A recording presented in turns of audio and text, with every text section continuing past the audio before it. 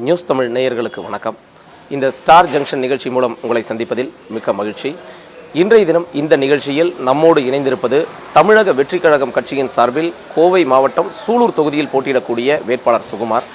இவர் இந்த தேர்தலில் முதல் முறையாக இந்த தேர்தல் களத்தை காண்கிறார். அவரிடம் ஒரு சிறிய அறிமுகம். அண்ணா வணக்கம். இந்த தேர்தல் முதல் முறையாக நீங்கள் தேர்தல் களத்துக்கு வந்திருக்கிறீங்க. முதலில் உங்களை பற்றிய ஒரு அறிமுகம் கொடுக்கலாமா? நான் கோவை மாவட்டத்தில் சூலூர் தொகுதியில் நான் வேட்பாளராக தமிழக வெற்றி கழகத்தின் சார்பாக தளபதி விஜய் என்னை அறிமுகப்படுத்தியிருக்காரு.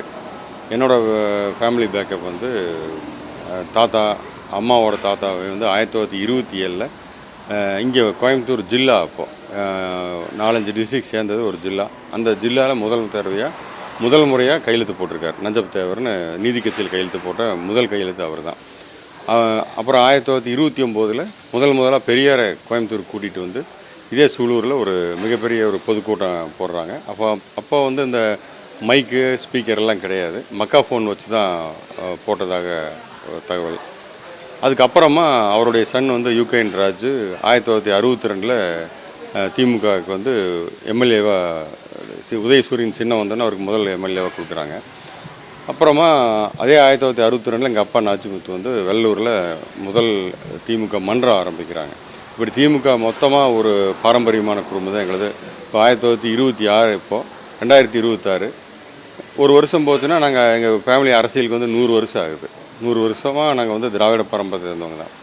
நான் இந்த ஜனவரி மாதம் தளபதி விஜய் அவர்களை சந்தித்து திமுகலேருந்து விலகி நான் அவர் முன்னிலையில் தாவேக்கால் நான் இணைஞ்சு அவர் பேசி அவரோட கொள்கையெல்லாம் எனக்கு ரொம்ப பிடிச்சதுனால நான் தாவேக்கால் ஜாயின் பண்ணதுக்கப்புறமா அவர் என்னை விசாரித்து எனக்கு இந்த சூலூர் தொகுதியில் நீங்கள் போட்டியிடுங்கன்னு சொன்னார். நான் அவரோட விருப்பத்தை ஏற்றுக்கிட்டு நான் இங்கே போட்டியிடுறேன். நீங்கள் ஒரு பாரம்பரிய திராவிடர் குடும்பத்தில் வந்திருந்தாலும் உங்களுடைய அரசியல் என்ட்ரி எப்படி இருந்தது? எப்படி நீங்கள் அரசியலுக்குள்ளே என்ட்ரானீங்க? அரசியலில் திமுகவில் ஏற்கனவே இருந்ததாக சொல்லியிருக்கீங்க. அங்கே என்னென்ன மாதிரியான ஒரு இயக்கங்கள்லாம் நீங்கள் பங்கெடுத்துருக்கிறீங்க? நான் 1997 திமுகவில் முதல்ல நான் ஜாயின் பண்ணேன். அப்போ இருந்து எனக்கு எங்கள் கூட படித்தவங்க மூ ராமநாதனோட அவங்க பசங்க படித்ததுனால அவர் கூட தான் நான் ஜாயின் பண்ணேன். ஃபஸ்ட்டு அவங்க கூட தான் அரசியல் என்னோடய பயணம் ஆரம்பமாச்சு. அதிலிருந்து அப்படியே திமுகவில் எல்லா ஃபங்க்ஷனுக்கும் நான் அட்டன் பண்ணுவேன், போராட்டங்களையும் கலந்துருக்கேன். ஒரு தொடர்ச்சியாக ஒரு 30 வருஷம் நம்ம அதில் இருந்திருக்கோம். இப்போ இந்த கவர்மெண்ட் 2021 ஃபார்ம் பண்ணதுக்கப்புறமா அதில் எலெக்ஷன் வேலை பார்த்து எங்கள் ஊரில் வெள்ளலூரினோட சார்ந்த பகுதியில் எலெக்ஷன் வேலை பார்த்து அதிகப்படியான ஓட்டுகள் வாங்கி கொடுத்துருக்கோம். அது எம்பி எலெக்ஷனுக்கும் அதிகமான ஓட்டு நம்ம ஒர்க் பண்ணி வாங்கி கொடுத்தோம். அதுக்கப்புறமா இந்த பஞ்சாயத்து எலெக்ஷனில் சீட்டு தர்றேன்னு சொல்லி உள்ளடி வேலை பார்த்து திமுககாரங்க அதில் நம்மளுக்கு எனக்கு சீட் இல்லைன்னு சொல்லி இது பண்ணாங்க. லாஸ்ட் மினிட் வரைக்கும் சீட்டு தரேன்னு சொல்லி ஏமாத்துனாங்க. அதே மாதிரி ஏடிஎம்கே பிரசிடெண்ட்டாக ஆனார். அவர் கோயம்புத்தூர்லேயே ஒரே ஒரு ஏடிஎம்கே பஞ்சாயத்து தலைவர்னால் அவர் ஒருத்தர் மட்டும்தான், வெள்ளூர் பஞ்சாயத்து தலைவர் மட்டும்தான், மருதாசலம்ட்டு. அவர் மேலே ஊழல் குற்றச்சாட்டு ஏகப்பட்ட குற்றச்சாட்டு இருந்தது. அதை நான் ஒரு குற்றச்சாட்டை மட்டும் எடுத்து நான் அதை ஃபோக்கஸ் பண்ணேன். அதாவது ஒரு ரிசர்வ் சைட்டு, அரசாங்கத்துக்கு ஒதுக்கப்பட்ட இடம், அந்த இடத்த அவர் தன்னோட மகன் பேருக்கு எழுதி வச்சுருந்தார். அந்த டாக்குமெண்ட் எடுத்து அது கம்ப்ளீட்டாக ஒர்க் பண்ணி கோர்ட்டில் கேஸ் போட்டு மாவட்ட நிர்வாகம் அப்போ இருந்த கலெக்டர்கிட்ட ஆர்டர் வாங்கி அவர் மேலே எஃப்ஐஆர் போட்டு கோர்ட்டில் ப்ரொடியூஸ் பண்ணி கோர்ட்லேயும் இவர் குற்றவாளின்னு தான் சொல்லி இது பண்ணாங்க. இவர் மேலே நடவடிக்கை எடுக்கலாம் துறை ரீதியான்னு சொல்லி சொன்னாங்க. இருக்கிற 15 councillor 7 councillor DMK, 8 councillor AIADMK. இவங்க எல்லாம் ஒரே விஷயத்தில் ஒன்று சேர்ந்துக்கிறாங்க, காசு விஷயத்தில் மட்டும். மற்ற எல்லோரும் ஒரு காசு எல்லோரும் ஒன்றா பங்கிக்கிறாங்க. அதை நான் பல முறை சொல்லி தடுத்தும் பார்த்து எதுவும் கேட்கல. அந்த மருதாசலத்துக்கிட்டே இவங்க எல்லாருமே டீல் வச்சுக்கிறாங்க, இன்க்ளூடிங் கட்சி நிர்வாகிகள், கவுன்சிலர்ஸ் எல்லாருமே. அப்போது ரொம்ப மன வெறுத்து போய் தான் இது மேலே வரைக்கும் இந்த பிரச்சனையை கொண்டு போய் இந்த மருதாசலத்தை நீக்கிறதுக்கு உண்டான வழி கோர்ட் ஆர்டர் இருக்குது, எஃப்ஐஆர் இருக்குது, கலெக்டரோட ஆர்டர் இருக்குது. இது எல்லாத்தையும் கொண்டு போய் கொடுத்தும் கூட அங்கே நகராட்சி நிர்வாகத்துறையில் கொடுத்தேன். அப்போது அமைச்சராக இருந்த ஒரு நேரு அவர் நடவடிக்கை எடுக்கலாம் அப்படின்னாரு. அங்கே இருக்கிற அந்த உயர் அதிகாரி, அதாவது செக்ரட்டரி நினைக்கிறேன், அவர்கிட்ட அந்த பேப்பர் போகும்போது வாங்கி வச்சவங்க பண்ணக்கூடாதுன்னு சொல்லி கீழே ஸ்டாப் பண்ணி வச்சிட்டாங்க. டைரக்டர் ஆஃப் டவுன் பஞ்சாயத்துலேருந்து மேலே போவே இல்லை. அதுக்கப்புறம் கேட்டால் அவர் நிறுத்தி வைக்க சொல்லிட்டாருங்க அப்படின்னாங்க. அப்போ பார்க்க போனால் இவங்க 2 பேருமே அதிமுகவாகட்டும் திமுகவாகட்டும் 2 பேருமே ஒரு கூட்டு கலவாணிகளாக தான் இருக்காங்க. ஒரு ஊழலில் 2 பேரும் ஒன்றாயிடுறாங்க. முதல்ல எப்படின்னா திமுகனாலே பக்கத்தில் எழுதக்கூடிய ஒரு வார்த்தை என்னன்னா ஊழல் தான். ஊழல் அப்படி தான் எழுதுவாங்க, வேறு எந்த ஒரு நல்லது அதுக்கு பின்னால் தான். ஃபஸ்ட்டு எழுதுறது ஊழல் தான். அவங்க வந்து விஞ்ஞான ரீதியாகவும் ரொம்ப வியப்பாக மற்றவங்க வந்து வியப்படைகிற அளவுக்கு ஊழல் பண்ணுவாங்க. சாதாரணமான ஊழல் இருக்காது. அந்த அளவுக்கு ஊழல் நீங்கள் உங்களுக்கு எல்லாருக்குமே தெரிஞ்சிருக்கும். இப்போ கூட ஒரு ஆடியோ ஓடிட்டுருக்கு, ஒரு பெரிய ஊழல் சம்மந்தப்பட்ட ஒரு ஆடியோ வந்து திமுக எதிராக ஓடிட்டுருக்கு. அந்த மாதிரி ஊழல் அப்படின்னு எடுத்திங்கன்னா திமுக தான், வேறு எந்த கட்சியும் சொல்ல முடியாத அளவுக்கு அவங்க நம்பர் 1ல் இருக்காங்க. அந்த ஒன்றில் தான், மற்ற எந்த ஒரு விசேஷம் அவங்ககிட்ட இல்லை. அது வந்து எப்படின்னா ஒரு கரப்ஷன் அதிகமாகி அந்த கட்சி வந்து ஒரு கார்ப்பரேட் கட்சி ஆயிடுச்சு. கார்ப்பரேட்லேயும் கரப்ஷன் ரொம்ப அதிகம். அதனால தான் நான் வந்து வெளியில் வந்து தளபதி விஜய் சாரை பார்த்து தாவேக்கால இணைச்சிட்டு நான் அதில் பயணம் பண்ணுறேன். இப்போ நான் இன்றைக்கி தாவேக்கால கடந்த ஜனவரி மாதம் இணைஞ்சிருக்கிறீங்க.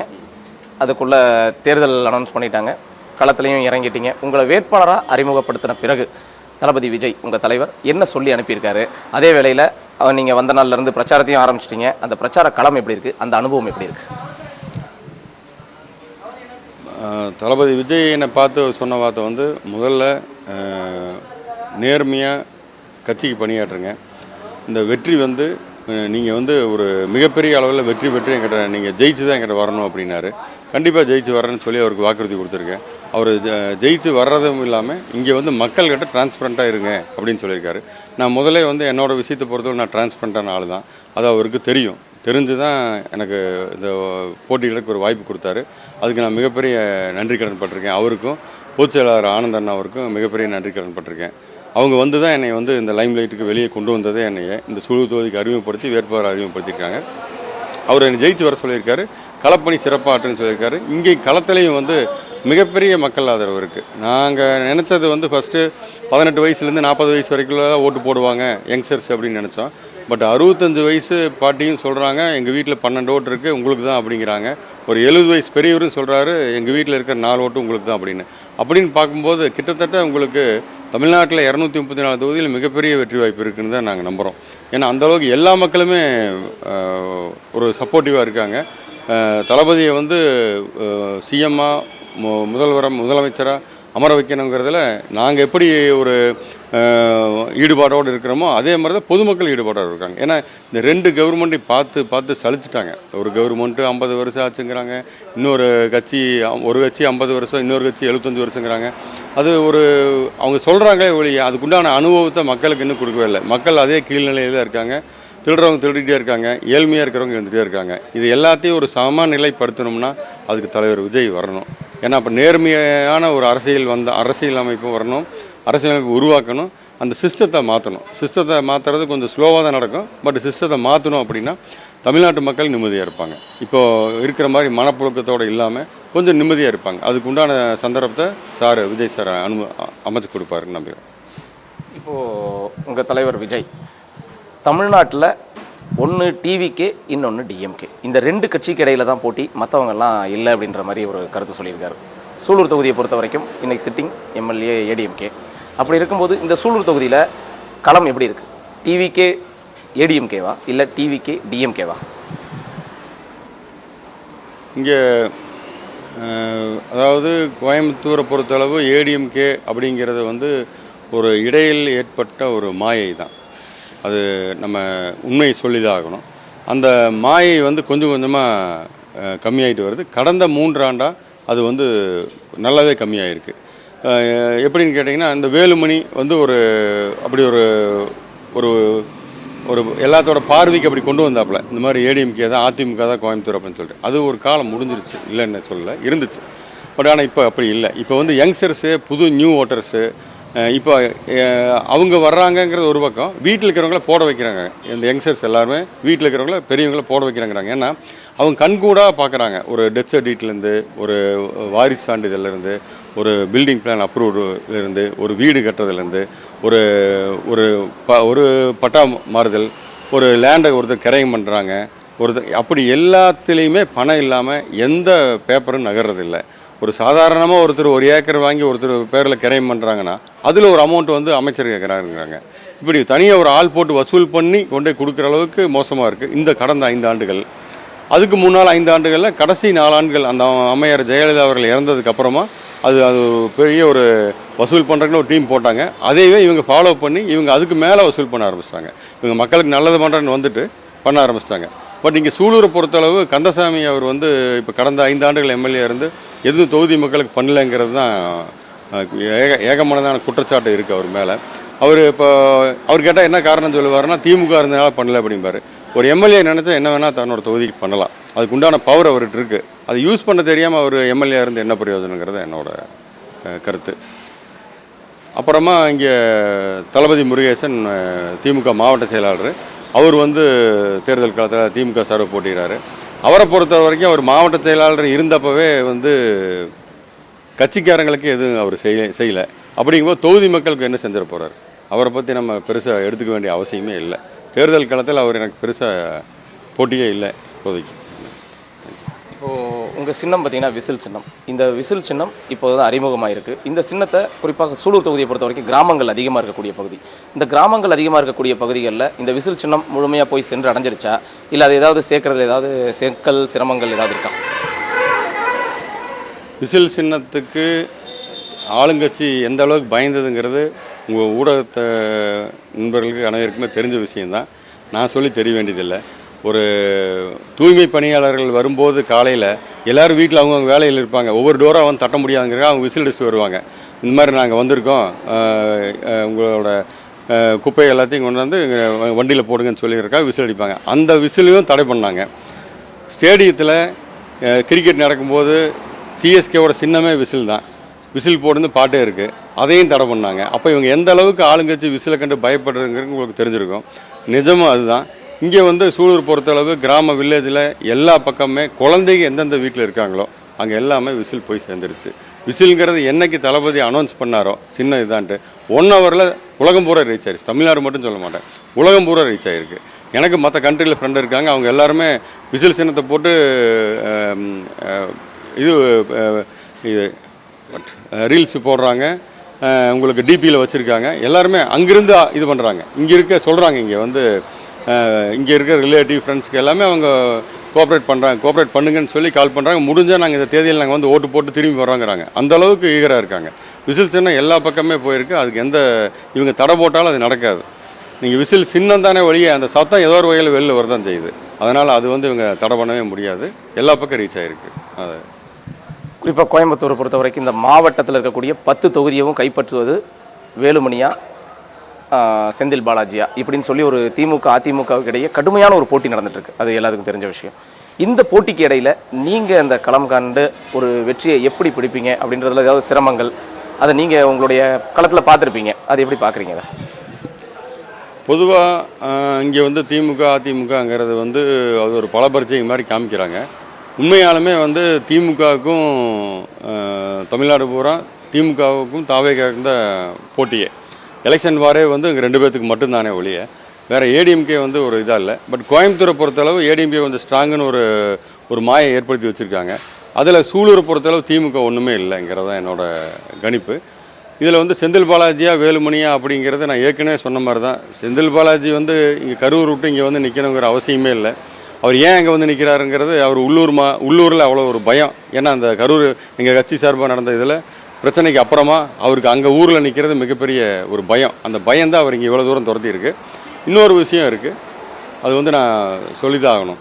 இவர் அண்ணாமலையை வந்து ரொம்ப கேவலமாக ஒரு வார்த்தையில் இது பண்ணார். உள்ளூர் மாடு விலை போகாது, அதனால தான் வந்து இங்கே அரவக்குறிச்சியில் போட்டி போடுதுன்னு சொல்லி அவரை கமெண்ட் பண்ணார். அதை சொல்கிறதுக்கு இவருக்கு எந்த விதத்துலையும் தகுதி இல்லை. ஏன்னா அவர் அந்த ஊரில் நின்னவனா டெபாசிட் இருக்காதுன்னு சொல்லி தான் இப்போ இந்த ஊரில் வந்து போட்டிடுறாரு. அப்போ அது வந்து அங்கே விலை போகாத மாடுன்னு தான் அர்த்தம் அவரை பொறுத்தளவு.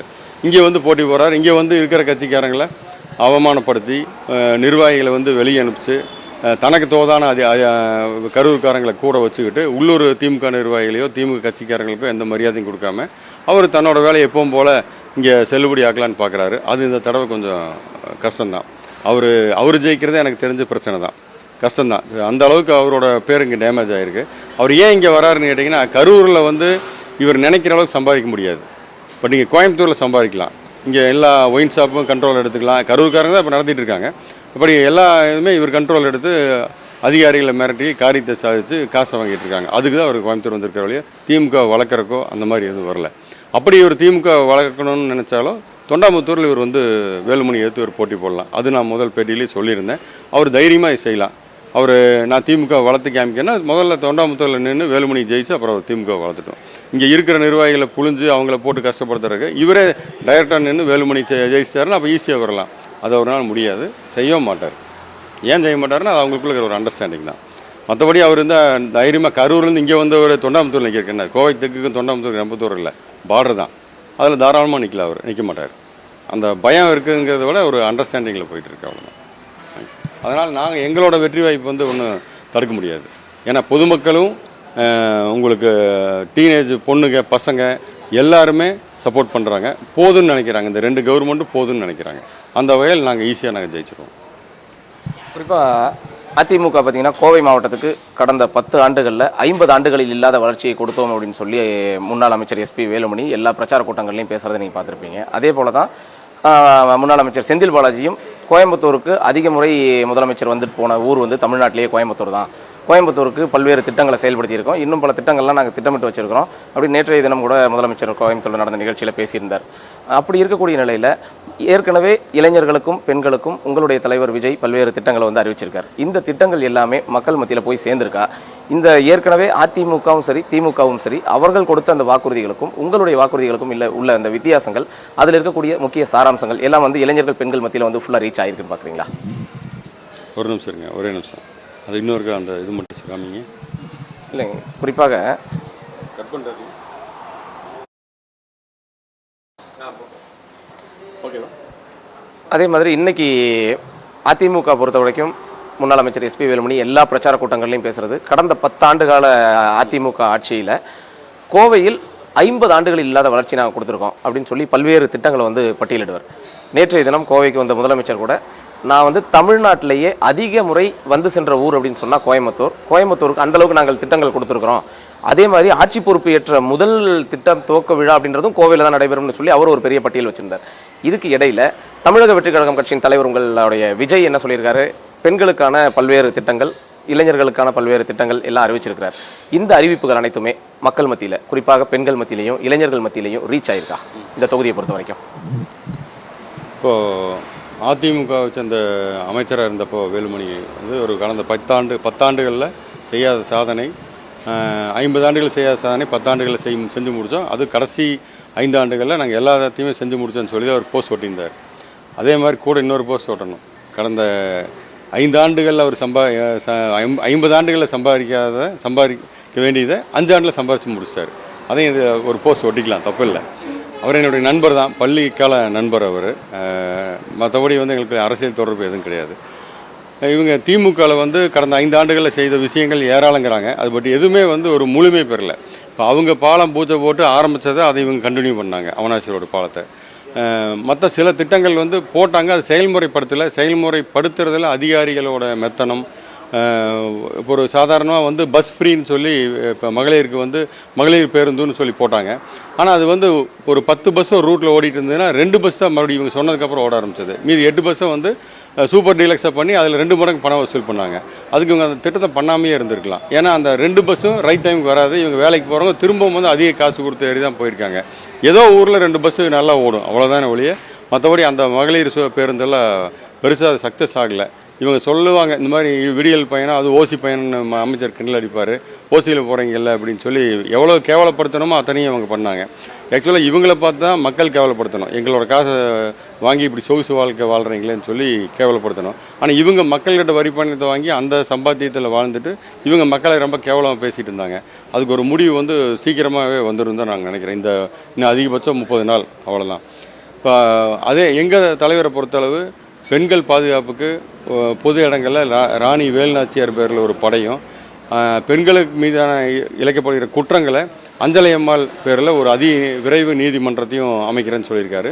இதுபோக இளைஞர்களுக்கு, வேலையில்லாத இளைஞர்களுக்கு படித்து முடிஞ்சு வேலைக்கு சேர வரைக்கும் மாதம் 4000 ரூபா தரேன்னு சொல்லி அது வந்து அவங்களோட போக்குவரத்துக்கும் அடுத்த வேலை தேடுறதுக்கும் அவங்களுக்கு உபயோகமாக இருக்குன்னு அனௌன்ஸ் பண்ணியிருக்காங்க.